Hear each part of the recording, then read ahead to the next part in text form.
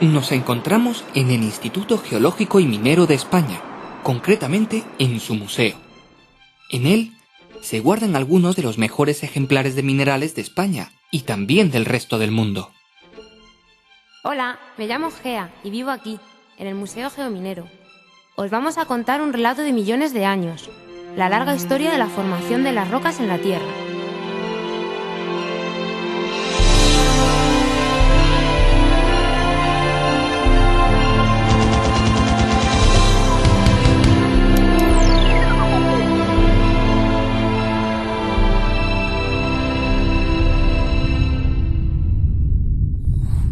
Los minerales son los componentes básicos no solo de nuestro planeta, sino también del resto de planetas y asteroides que se encuentran en el universo. ¿Pero qué es un mineral? Podemos definir mineral como un elemento o compuesto químico que tiene estructura cristalina y que se ha formado como resultado de procesos naturales. Los minerales se agregan unos a otros para generar los cuerpos sólidos que conocemos como rocas. Los minerales que forman las rocas pueden ser diferentes, aunque algunas rocas tienen solo minerales de un mismo tipo. En la superficie de la Tierra podemos encontrar una gran variedad de rocas, muy diferentes entre ellas en función de qué procesos geológicos han intervenido en su formación. ¿Pero podemos agruparlas de alguna forma? En términos generales, la mayoría de las rocas se pueden incluir dentro de tres grandes categorías. Por una parte, las rocas sedimentarias, que se forman en la superficie terrestre. Por otra parte, las generadas en el interior de la Tierra, que son las rocas ígneas, formadas al enfriarse un magma. Y por último, las rocas metamórficas, que son el resultado de la transformación de cualquier otro tipo de rocas. ¡Ah! Así que las rocas se mueven, pero muy despacio, ¿cómo lo hacen? Para comprender cómo las rocas pueden moverse y transformarse unas en otras, tenemos que considerar la estructura de la parte más externa del planeta, es decir, la litosfera, formada por la corteza y la parte superior del manto terrestre, la astenosfera. Esta litosfera no es continua, sino que se encuentra fragmentada en diferentes placas, colocadas sobre la superficie del planeta a modo de un enorme puzzle. Las placas se regeneran constantemente, es decir, tienen zonas donde se produce litosfera, mientras que en el extremo opuesto las placas se destruyen.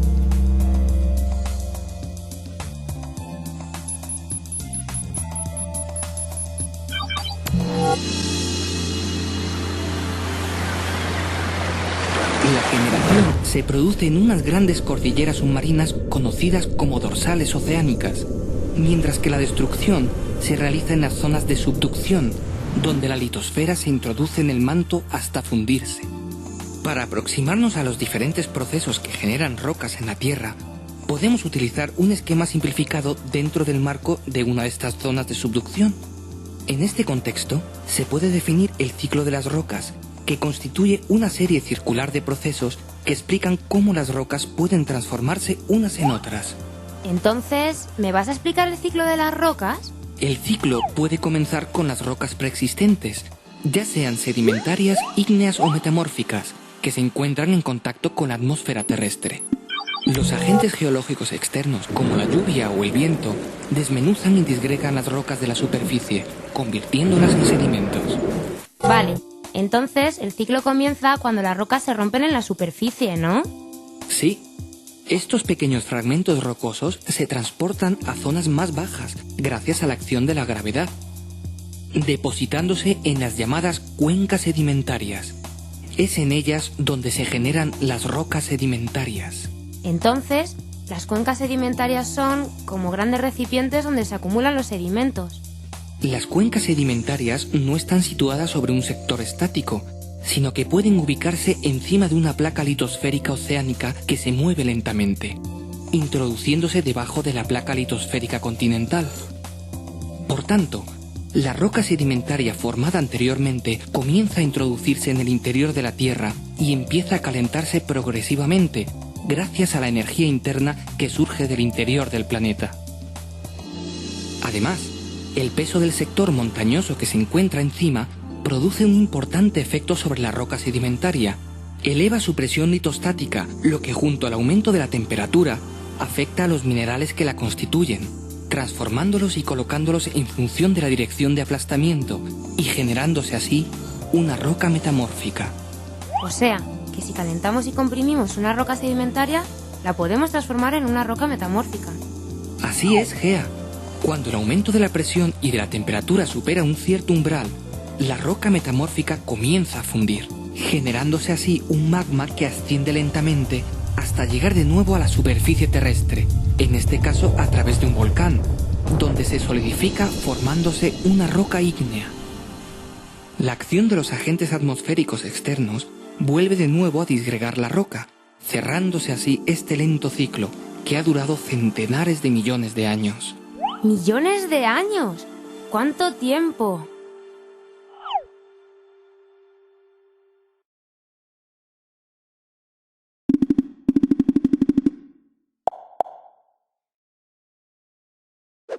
A mí me gustaría saber algo más de las rocas. ¿Me puedes contar cuántos tipos hay de rocas sedimentarias? Las rocas sedimentarias se forman en la superficie de la corteza terrestre y pueden ser de 3 tipos: detríticas, químicas y orgánicas. Las rocas sedimentarias detríticas se forman a partir de procesos de erosión, transporte y sedimentación de granos de minerales o de rocas, llamados clastos, que viajan desde las áreas fuentes generalmente elevadas hasta las cuencas de sedimentación que se encuentran a una menor altitud. El proceso se realiza por la acción del aire, el hielo o más comúnmente el agua, apoyado siempre por la fuerza de la gravedad. Así que es el agua el agente más importante para formar estas rocas, ¿no? Sí, el medio acuoso puede transformar clastos con tamaños muy variables, desde pequeñas partículas en suspensión hasta voluminosos bloques. La energía del agua disminuye progresivamente desde las zonas con mayor pendiente hacia las zonas más bajas, por lo que en la cuenca de sedimentación los sedimentos más gruesos alcanzan poco recorrido, depositándose cerca del continente y generando las rocas sedimentarias conocidas como conglomerados. Los sedimentos de tamaño medio avanzan algo más, formando las areniscas. Por último, las partículas más pequeñas, es decir, las arcillas, alcanzan la mayor distancia sedimentándose a gran profundidad lejos de la costa y formando las rocas sedimentarias conocidas como lutitas. Qué curioso, en las zonas más profundas solo hay lutitas. Bueno, no solamente. En estas zonas profundas pueden producirse rocas lutíticas orgánicas, ya que los organismos que viven en el mar, generalmente plancton, cuando mueren caen hacia el fondo de la cuenca, acumulándose gracias a la ausencia de oxígeno en esas zonas que evita su putrefacción. Esta materia orgánica se mezcla con los sedimentos arcillosos y posteriormente comienza a transformarse cuando la acumulación de capas sucesivas hace aumentar la temperatura de la roca, generándose así el petróleo, que puede migrar en estados más avanzados hacia rocas porosas que constituyen las rocas almacén de petróleo. ¿Y las rocas sedimentarias químicas se llaman así porque se forman en un laboratorio? No, Gea, no. Las rocas sedimentarias químicas se forman a partir de la precipitación de ciertos componentes químicos disueltos en el agua. Por tanto, a diferencia de las rocas detríticas, las partículas que constituyen una roca sedimentaria química se forman en el mismo sitio donde se forma la roca, es decir, en la cuenca de sedimentación. Por ejemplo, el yeso se forma en ciertos lugares donde el agua permanece estancada. La evaporación concentra el sulfato cálcico lo suficiente para que precipiten pequeños cristales que caen al fondo por gravedad, acumulándose así pequeñas capas que pueden dar lugar a grandes espesores si el proceso se repite varias veces. Entonces, ¿la roca sedimentaria química más abundante es el yeso? No, las más abundantes son las calizas, que se generan a partir del carbonato cálcico que se encuentra disuelto en el agua. Este compuesto químico proviene en muchos casos de la disolución previa de restos de caparazones y conchas de organismos que vivieron en ese medio acuático. La precipitación de este carbonato genera, a diferencia del yeso, cristales microscópicos pero muy abundantes que se acumulan formando una especie de barro, que puede incluir también restos de conchas y caparazones. La precipitación se produce por cambios en las condiciones físico-químicas del agua, es decir, por variaciones en parámetros como la temperatura, la salinidad, el pH, etc.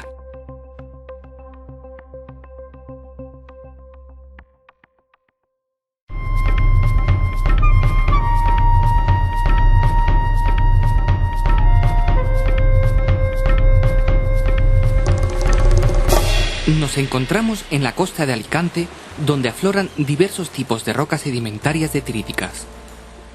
En la zona de Altea, encontramos conglomerados formados por la sedimentación y compactación de cantos gruesos. ¿Por qué se encuentran aquí estos cantos sueltos en la orilla del mar? Porque el agua no ha tenido la suficiente energía para introducirlos mar adentro.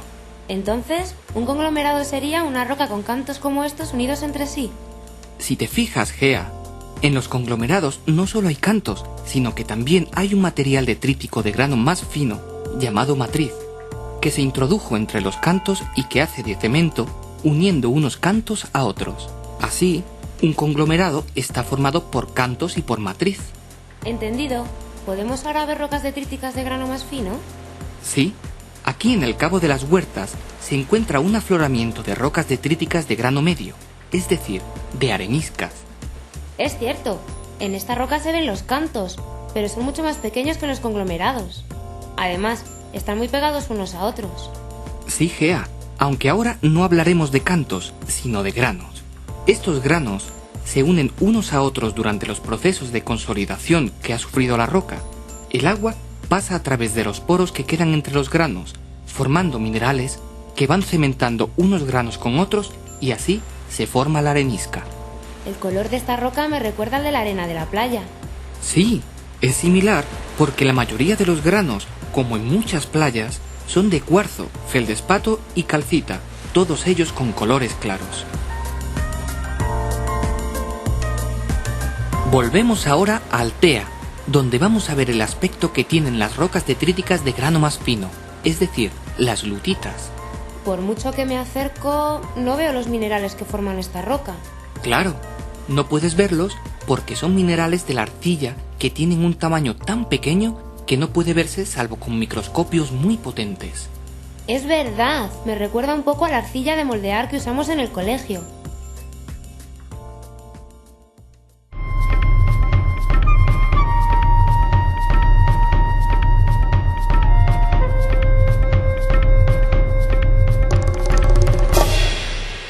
Aquí, cuando baja la marea en los acantilados de Rodiles en Asturias, encontramos un afloramiento espectacular de las rocas sedimentarias químicas más abundantes, las calizas. Parece que en este sitio las rocas se ordenan en capas. Sí, la formación de esta caliza ha sido rítmica, es decir, primero se forma una capa de un color y después otra de un color más oscuro, repitiéndose el proceso muchas veces. No veo los minerales que forman esta roca. ¿Es porque la roca es muy oscura? Esta roca está formada principalmente por calcita, aunque los cristales son tan pequeños que no pueden observarse a simple vista. El color de la roca no es debido al tamaño de los cristales, sino a que tiene una cierta cantidad de materia orgánica en su interior que la da ese aspecto casi negro. Además, se ven algunas cosas blancas dentro de la roca. Estas figuras que ves son secciones de conchas fosilizadas, que forman parte de la propia caliza, ya que quedaron atrapadas cuando la roca aún no estaba consolidada en el fondo del mar.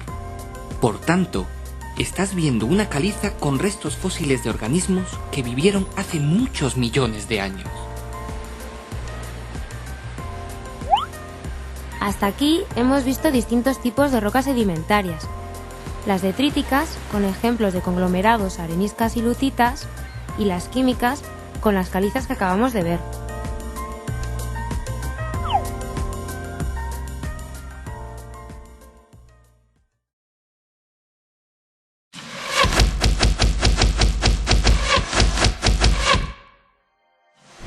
¿Las rocas metamórficas se forman igual que las sedimentarias? No, Gea. Las rocas metamórficas se forman mediante la transformación conocida como metamorfismo, de una roca preexistente que puede ser ígnea, sedimentaria o metamórfica. El metamorfismo conduce hacia importantes cambios de la roca original, tanto mineralógicos como texturales, derivados de la variación de la presión y la temperatura. Por tanto, la roca metamórfica final dependerá por una parte de las condiciones de presión y temperatura, y por otra del tipo de roca original, lo que implica la existencia de una gran variedad de tipos de rocas metamórficas. En términos generales, las rocas metamórficas pueden dividirse en dos grandes grupos, en función del tipo de proceso que han sufrido, es decir, del tipo de metamorfismo, que puede ser regional o de contacto. Pero, ¿qué es eso del metamorfismo regional? El metamorfismo regional se denomina así porque afecta a grandes sectores de la corteza terrestre. Podemos considerar una roca sedimentaria de grano fino como una lutita, que se encuentra en la superficie de la placa litosférica oceánica y que poco a poco se introduce debajo de la placa continental.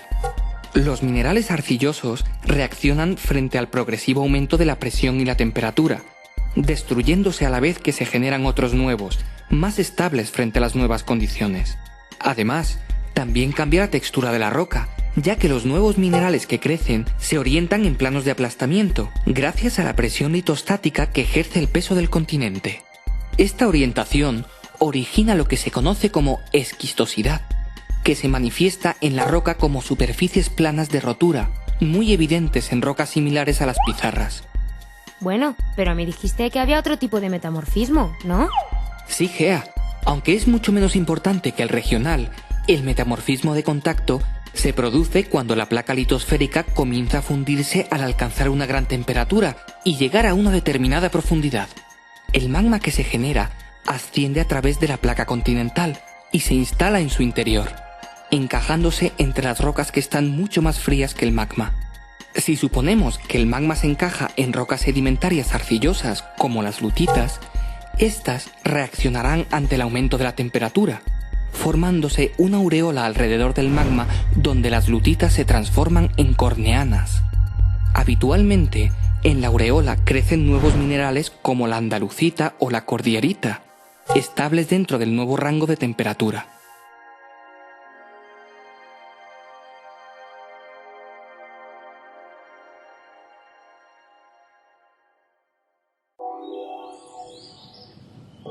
Las rocas metamórficas regionales son muy abundantes y variadas en la zona norte de la Comunidad de Madrid. Nos encontramos cerca de los márgenes del embalse del Altazar, y aquí podemos ver las principales características de las pizarras. ¿Y por qué sabemos que son pizarras? Lo sabemos por su color oscuro y porque la roca se rompe siempre según planos paralelos. Ah, voy a comprobarlo. Pues es cierto, y además he visto trozos de rocas muy parecidas a estas cubriendo los tejados de algunas casas. Sí, estos son los planos de la esquistosidad, que permiten partir la roca en lajas finas siguiendo esta orientación. Además, nos indica la dirección del aplastamiento que sufrieron los sedimentos arcillosos cuando les afectó el metamorfismo.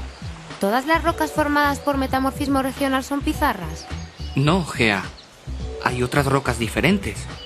Estas del puerto de La Iruela, algo más al norte de Madrid, se llaman esquistos. Son más brillantes que las pizarras, aunque se parten de forma parecida. Son más brillantes porque en estas rocas se pueden observar los granos minerales que las componen, sobre todo las micas, y eso no podíamos verlo en las pizarras, porque estas tienen un tamaño de grano mucho más fino que los esquistos. Esta roca se ha calentado y se ha comprimido más que las pizarras. En los esquistos podemos ver aún mejor los planos de la esquistosidad y estimar así la dirección del aplastamiento. Entonces, ¿todas las rocas metamórficas regionales tienen estos planos también marcados? No en todas. Los gneisses, como estos de Cabanillas de la Sierra, se han formado a partir del metamorfismo regional de otras rocas, concretamente de granitos que no tenían muchas micas originalmente, y por tanto la esquistosidad no es tan nítida. Es verdad, aquí la roca no se parte en lajas. Los gneisses se forman a gran temperatura, creciendo en su interior feldespatos que son minerales que no son planares, que aunque se orientan, no permiten que se desarrolle unas buenas superficies de rotura como en las pizarras y esquistos. ¿Qué es esto? Parece como si la roca se hubiera doblado. Así es. Se trata de pequeños pliegues que son el resultado de las fuerzas que han afectado a la roca durante el metamorfismo regional.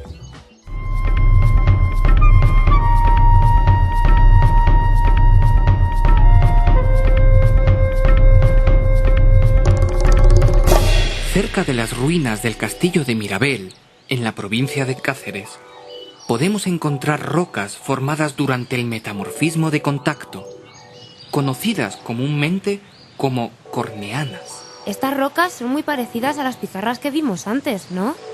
Sí, como puedes ver, tienen el mismo color y se rompen de la misma manera, pero hay algo que las diferencia y nos da la pista del tipo de roca que es. Rompe una de ellas y lo comprobarás. ¡Hala! Si hay algo aquí que tiene forma de cruz. Este mineral solo se forma en las zonas de metamorfismo de contacto. En este caso, la pizarra original se calentó por su proximidad a un magma muy caliente y entonces crecieron estas vistosas quiastolitas, que nos indica lo que le ha pasado a la roca. Con estos ejemplos hemos visto distintos tipos de rocas metamórficas: pizarras, esquistos y neises, asociados al metamorfismo regional, y corneanas, asociadas al metamorfismo de contacto.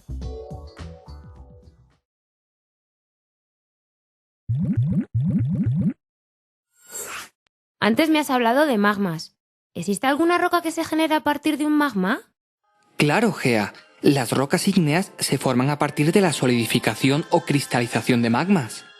La composición química del magma y la forma en que viaja por la corteza terrestre, junto con la velocidad de enfriamiento, determinan la composición y características finales de la roca.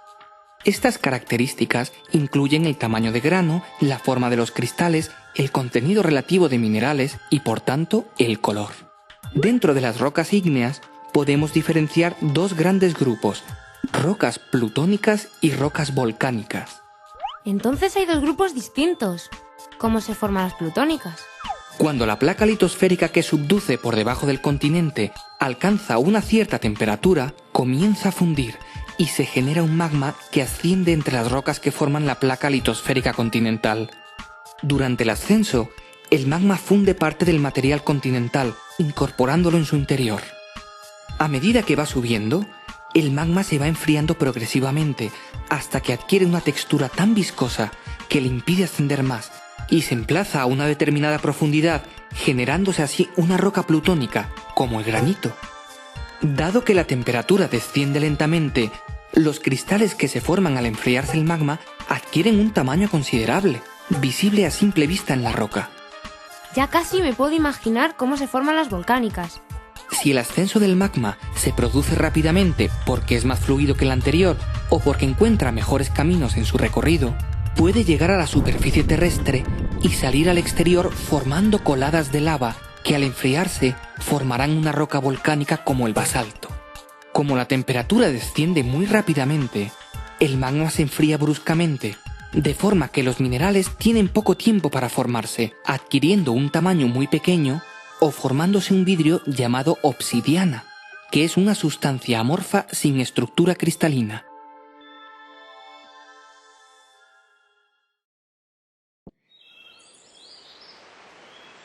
Aquí en La Pedriza, dentro del Parque Regional de la Cuenca Alta del Manzanares, al noroeste de Madrid, podemos observar un magnífico paisaje formado por granitos que son las rocas ígneas plutónicas más abundantes en España. Esta roca es bastante rugosa y parece que está formada por pequeños granos de diferentes colores. En efecto, los granos que notas al tocar la roca son distintos minerales que crecieron muy despacio cuando el magma se enfriaba lentamente en el interior de la Tierra. ¿Podemos reconocer estos minerales? Sí, si te acercas lo suficiente, podrás observar los minerales que forman el granito. Son cuarzo, feldespatos y micas. En este tipo de granito, los cristales negros son de mica biotita, los blancos son feldespatos y los grises son cuarzo. Además, parece que esta roca no se rompe siguiendo planos como en las rocas metamórficas. En efecto, el granito es muy homogéneo respecto a su fractura. Es decir, cuando se golpea se parte formando fragmentos sin una forma preferente.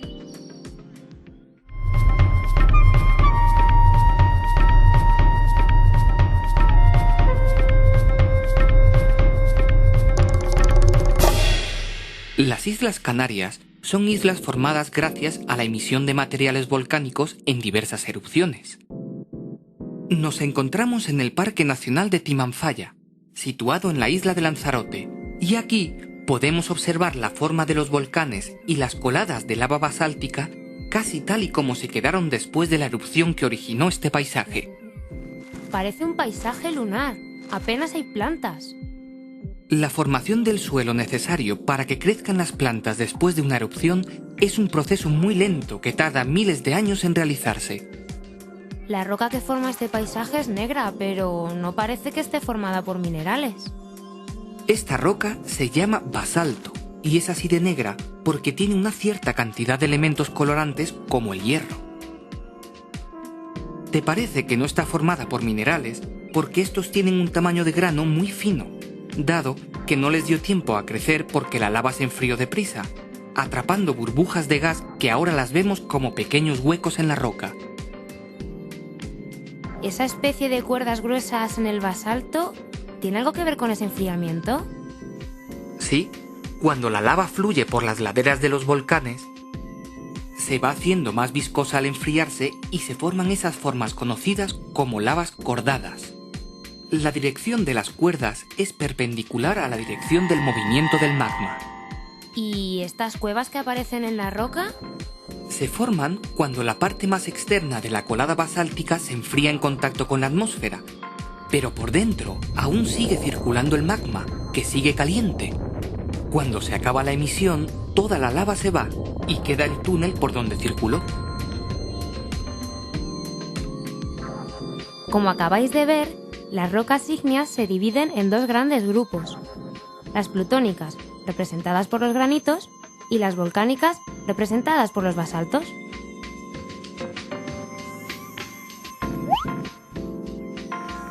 Hasta aquí os hemos contado cómo se forman los principales tipos de rocas.